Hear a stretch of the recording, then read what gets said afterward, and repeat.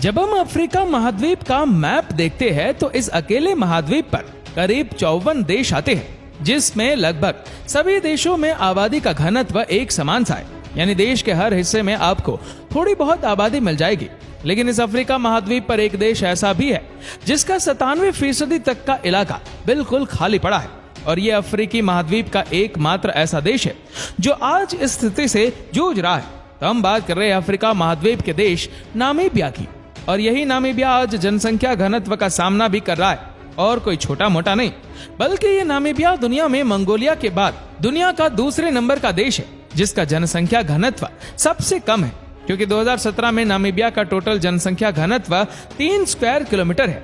यानी प्रति 2 किलोमीटर पर औसतन सिर्फ 3 व्यक्ति ही रहते हैं। नामीबिया एरिया के लिहाज से लगभग ब्रिटेन के बराबर है, और ब्रिटेन की आबादी 6 करोड़ 70 लाख के आसपास है, लेकिन नामीबिया की आबादी सिर्फ 25 लाख है। तो नामीबिया की आबादी के आंकड़ों से आप अंदाजा लगा सकते हैं कि नामीबिया कितना खाली देश होगा। अब संयुक्त राष्ट्र के अनुसार साल 2015 में नामीबिया में कुल प्रजनन दर प्रति महिला 3.7 बच्चे की थी। फिर भी नामीबिया वर्तमान समय में दुनिया का सबसे खाली देश माना जाता है, क्योंकि नामीबिया के आकार और उनकी जनसंख्या के हिसाब से देखा जाए तो नामीबिया का 97% एरिया बिल्कुल खाली पड़ा हुआ है। तो आज की इस वीडियो में हम इसी के बारे में विस्तार से जानेंगे कि नामीबिया का 97% हिस्सा खाली क्यों पड़ा हुआ है, क्यों नामीबिया में इतनी कम जनसंख्या है, कैसे नामीबिया का वीरान इलाका उसके लिए फायदेमंद साबित हो रहा है। नामीबिया देश जो दक्षिण पश्चिम अफ्रीका के अटलांटिक तट पर स्थित है। इस देश के उत्तर में जाम्बिया और अंगोला स्थित है, जबकि पूर्व में बोत्सवाना और दक्षिण और पूर्व में दक्षिण अफ्रीका के साथ ये देश अपनी सीमाएं साझा करता है। अब 21 मार्च 1990 के दिन नामीबिया को दक्षिण अफ्रीका से आजादी मिली थी। यानी ये नामीबिया पूरे अफ्रीका महाद्वीप का सबसे आखिर में किसी देश की गुलामी से आजाद हुआ था। नामीबिया की राजधानी वाइंडहोक है, और दुनिया के सबसे पुराने रेगिस्तान में से एक नामीब डेजर्ट नामीबिया में ही स्थित है। असल में इस नामीब डेजर्ट स्थान के नाम पर ही इस देश को नामीबिया के नाम से जाना जाता है। आज कृषि, पर्यटन और खनन उद्योग जैसे डायमंड, गोल्ड, यूरेनियम, सिल्वर और अन्य धातुओं के खनन से ये गरीब देश अपनी अर्थव्यवस्था को नियंत्रित करता है। अब नामीबिया में प्रति व्यक्ति घरेलू उत्पादन 5,900 अमेरिकी डॉलर है। फिर भी नामीबिया की 40% से ज्यादा आबादी आज भी गरीबी रेखा के नीचे जीवन जी रही है। इसका सबसे बड़ा कारण यह है कि नामीबिया का 97% हिस्सा खाली पड़ा हुआ है। लेकिन नामीबिया में ऐसा क्या हुआ कि इस देश का इतना बड़ा हिस्सा खाली पड़ा है?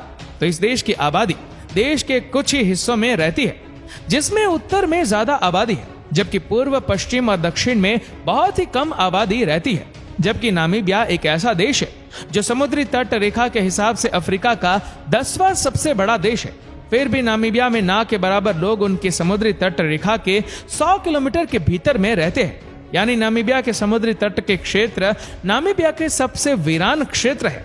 फिर नामीबिया की आधी से ज्यादा आबादी उनके उत्तरी सीमा के अंगोला देश के पास एक छोटे से हिस्से में रहती है, और नामीबिया की राजधानी वाइंडहोक देश का सबसे अधिक आबादी वाला क्षेत्र है। लेकिन इस राजधानी के आसपास सैकड़ों किलोमीटर का इलाका बिल्कुल वीरान पड़ा हुआ है। अब नामीबिया का इतना वीरान और खाली होने का सबसे बड़ा कारण उनका भूगोल है, क्योंकि नामीबिया के पूरे समुद्री तट पर नामीब का रेगिस्तान फैला हुआ है, और इस नामीब रेगिस्तान की लंबाई लगभग 2000 किलोमीटर है, जो अंगोला से लेकर उत्तर, पश्चिम और दक्षिण अफ्रीका तक फैला हुआ है। और ये रेगिस्तान दुनिया का सबसे पुराना रेगिस्तान माना जाता है। साथ ही दुनिया के सबसे शुष्क और वीरान रेगिस्तान में नामीब का रेगिस्तान पहले नंबर पर आता है, क्योंकि इस रेगिस्तान में एक साल में मात्र 2 मिलीमीटर ही बारिश होती है। साथ ही इस रेगिस्तान के तटों का तापमान 48 से 68 फ़ारेनहीट तक हो जाता है। तो कभी इन तटों के आसपास का तापमान अचानक 3 से 11 फ़ारेनहीट तक हो जाता है, जिससे अचानक ठंड पैदा हो जाती है। और पूरे नामीबिया के कुल क्षेत्रफल का लगभग 16% हिस्सा इसी रेगिस्तान का है। वहीं नामीबिया के पूर्वी छोर पर कलाहारी रेगिस्तान और पश्चिम में नामीब रेगिस्तान होने के कारण बीच के क्षेत्रों में बहुत ही कम बारिश होती है। और इतना ही नहीं, हिंद महासागर से नामीबिया की ओर चलने वाली समुद्री हवाएं ड्रैकन्सबर्ग के पहाड़ों से टकराकर नामीब रेगिस्तान तक जाती है, जिससे यह हवाएं नामीब रेगिस्तान तक पहुंचते हुए अधिक शुष्क हो जाती है, जिससे अफ्रीका के पूर्वी तटों की तुलना में नामीबिया के पश्चिमी तट में अधिक ठंड हो जाती है। साथ ही अंटार्कटिका से चलने वाली ठंडी हवाएं, जिन्हें बेंगुएला समुद्री हवाएं हिंदी महासागर की हवाओं से टकराकर नामीबिया के पश्चिमी तट पर घना कोहरा बना देती है। इस कारण समुद्री जहाज और नाव को चलाने में यहाँ पर बहुत ही परेशानी होती है, क्योंकि इस घने कोहरे के कारण इन तटों पर हजारों की संख्या में जहाजों के एक्सीडेंट हो जाते हैं। इस कारण आज भी नामीबिया के पश्चिमी तटों पर हजारों जहाजों के मलबे पड़े हुए हैं। इस कारण नामीबिया के पश्चिमी तट को स्केल्टन कोस्ट भी कहा जाता है। इसके अलावा नामीबिया में इतनी वीरान आबादी होने का अन्य कारण नामीबिया में बहुत ही कम नदियों का होना और बहुत ही कम बारिश का होना है, जिससे नामीबिया में हमेशा गर्म और शुष्क जलवायु रहती है। असल में नामीबिया में सिर्फ 2 ही नदियां हैं जो मुश्किल से नामीब रेगिस्तान के कारण समुद्र तक पहुंचती है, जिसमें उगब रिवर और दूसरी स्वाकॉप रिवर है। लेकिन बारिश कम होने के कारण ज्यादातर इन नदियों में पानी की कमी रहती है। ये नदियां राजधानी विंडहॉक और वाल्चिक खाड़ी के उत्तर में बहती है। वहीं नामीबिया में कुछ छोटी नदियां भी है, जिनमें कूनन, क्युम्बंगो और उत्तरी सीमा पर जम्बेजी नदी भी है। लेकिन ये सभी नदियां अधिकतर कम पानी की समस्या से जूझती रहती है। इस कारण नामीबिया के कुल भूमि के 1% भाग पर ही खेती होती है। बाकी इनकी 99% जमीन बिना खेती की है। और नामीबिया के प्रमुख नदी दक्षिण में बहने वाली ऑरेंज नदी है, जो साल भर बहती है, जिसके आसपास के क्षेत्रों में थोड़ी बहुत खेती भी की जाती है। और इतना ही नहीं, नामीबिया का एक और भौगोलिक क्षेत्र केंद्रीय पठार उत्तर से दक्षिण की ओर स्थित है, जिसकी सीमा उत्तर पश्चिम में राजधानी विंडहॉक और वाल्चिक खाड़ी से नामीब रेगिस्तान और दक्षिण पश्चिम में इसके तटीय मैदान, दक्षिण में ऑरेंज नदी और पूर्व में कालाहारी रेगिस्तान तक है। साथ ही यहाँ पर नामीबिया की राजधानी विंडहॉक भी स्थित है। इस क्षेत्र में नामीबिया की 30% से अधिक आबादी रहती है, क्योंकि यहाँ पर पानी होने के साथ ही पश्चिम में कोनिग्स्टेन स्थित है, जिसकी ऊंचाई 2606 मीटर है और यह नामीबिया का सबसे ऊंचा पठार है। साथ ही देश के अधिकांश कृषि योग्य भूमि भी इस क्षेत्र में होने के कारण अधिकतर लोग भी इसी क्षेत्र में रहते हैं और इस क्षेत्र का तापमान भी 40 सेल्सियस के आसपास में ही रहता है और ठंड भी यहाँ पर कम पड़ती है। इस कारण नामीबिया के ज्यादातर लोग उनकी राजधानी में ही रहते हैं। वहीं बाकी की आबादी उत्तर की ओर अंगोला देश की सीमाओं पर कुकेन नदी के आसपास रहती है, क्योंकि इस क्षेत्र में देश के बाकी हिस्सों की तुलना में हर साल औसतन लगभग 400 मिलीमीटर बारिश होती है और साथ ही यहाँ पर 10 से 30 डिग्री सेल्सियस के बीच में ही तापमान रहता है।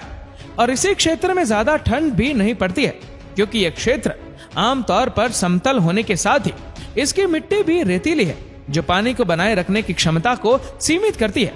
इस कारण इस क्षेत्र में थोड़ी खेती की जाती है। इसके अलावा उत्तर मध्य नामीबिया में एतोशा नेशनल पार्क है। इस कारण अपने मौसम, जलवायु और पानी की उपलब्धता के कारण इस क्षेत्र में नामीबिया की ज्यादातर आबादी रहती है। फिर नामीबिया में इतनी कम आबादी होने के कारण जर्मनी देश भी है। असल में नामीबिया साल 1884 से 1915 तक जर्मनी का गुलाम रहा था और इस गुलामी के दौर में जर्मन अधिकारियों ने नामीबिया के लोगों पर जुर्म किए। जर्मन अधिकारियों ने साल 1904 से 1908 के बीच नामा कबीलों के 80,000 लोगों को मौत के घाट उतार दिया था। इसके अलावा नामीबिया गोंडवाना लैंड का हिस्सा था, जिस कारण नामीबिया के अधिकतर हिस्से में आज भी रेगिस्तान और पहाड़ मौजूद है, जिस वजह से नामीबिया में खनिज भी भरपूर मात्रा में पाया जाता है। लेकिन नामीबिया उच्च गुणवत्ता वाले डायमंड निकालने के मामले में काफी समृद्ध है और नामीबिया के हीरो के ज्यादातर खजाने नामीब के रेगिस्तान पर मौजूद स्केल्टन कोस्ट में ही है। इस कारण आज नामीबिया दुनिया का 8वां सबसे बड़ा डायमंड का उत्पादक देश है। और इतना ही नहीं, नामीब के रेगिस्तान में समुद्री तट रेखा से 70 किलोमीटर दूर नामीबिया में यूरेनियम का भंडार मौजूद है। इस क्षेत्र में यूरेनियम की कई खदानें भी मौजूद है और नामीबिया दुनिया के कुल उपयोग का 10% यूरेनियम का उत्पादन करता है, जिसके साथ नामीबिया दुनिया का दूसरा सबसे बड़ा यूरेनियम उत्पादक देश भी है। वहीं नामीबिया तांबा, लोहा और कोयला भी भारी मात्रा में निर्यात करता है और ऊपर से नामीबिया में साल 2022 में नामीब रेगिस्तान के समुद्री तट पर पेट्रोलियम प्रोडक्ट के भंडार भी मिले, जो देश की कम आबादी को एक बेहतर जीवन दे सकता है। तो दोस्तों, इसी कारण नामीबिया का 97% हिस्सा खाली पड़ा हुआ है। उम्मीद करते हैं कि वीडियो आपको पसंद आई होगी। आपको वीडियो कैसे लगी हमें नीचे कमेंट करके जरूर बताएगा। और अगर आपको वीडियो अच्छा लगा हो तो इस वीडियो को लाइक करेगा, शेयर करेगा ज्यादा से ज्यादा लोगों तक। और ऐसे ही और भी रोचक जानकारियों के लिए सब्सक्राइब करें हमारे YouTube चैनल को और Facebook पर फॉलो करें हमारे पेज को। धन्यवाद।